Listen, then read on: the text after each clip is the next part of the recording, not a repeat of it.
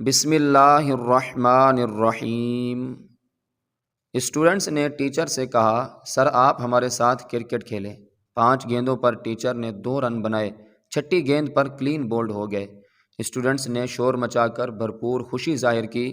Class میں teacher نے پوچھا، کون کون چاہتا تھا کہ میں اس کی گیند پر آؤٹ ہو جاؤں؟ سب بولرز نے ہاتھ کھڑے کر دیے۔ ٹیچر ہنس دیے، پوچھا میں کرکٹر کیسا ہوں؟ سب نے کہا بہت برے۔ پوچھا میں ٹیچر کیسا ہوں؟ جواب ملا بہت اچھے۔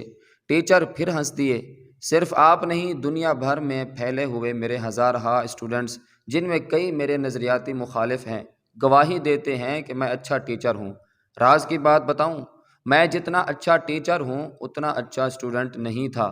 مجھے ہمیشہ سبق یاد کرنے میں دشواری کا سامنا کرنا پڑا اور بات سمجھنے میں وقت لگا، لیکن کیا آپ بتا سکتے ہیں اس کے باوجود مجھے اچھا ٹیچر کیوں مانا جاتا ہے؟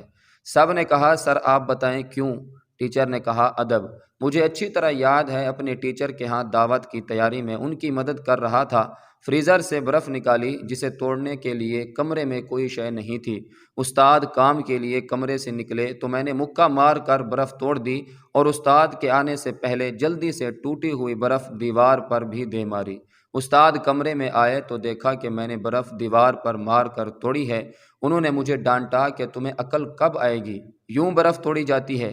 میں نے ان کی ڈانٹ خاموشی سے سنی۔ بعد میں انہوں نے اس بے وقوفی کا ذکر کئی جگہ کیا۔ میں ہمیشہ بے وقوفوں کی طرح سر ہلا کر ان کی ڈانٹ سنتا۔ انہیں آج بھی نہیں معلوم کہ برف میں نے مکہ مار کر توڑی تھی۔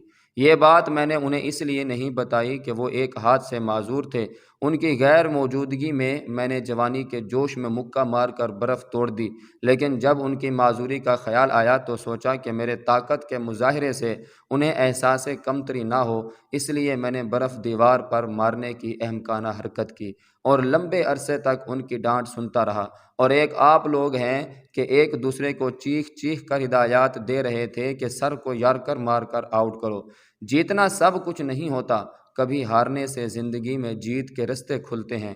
آپ طاقت میں اپنے ٹیچرز اور والدین سے بے شک بڑھ جاتے ہیں، لیکن زندگی میں سب سے جیتنا چاہتے ہیں تو اپنے ٹیچرز اور والدین سے جیتنے کی کوشش نہ کریں، آپ کبھی نہیں ہاریں گے۔ اللہ پاک آپ کو ہر میدان میں سرخرو رکھے، آمین ثم آمین۔ ایک بار درود شریف پڑھ لیجئے، صلی اللہ تعالی علیہ وآلہ وسلم۔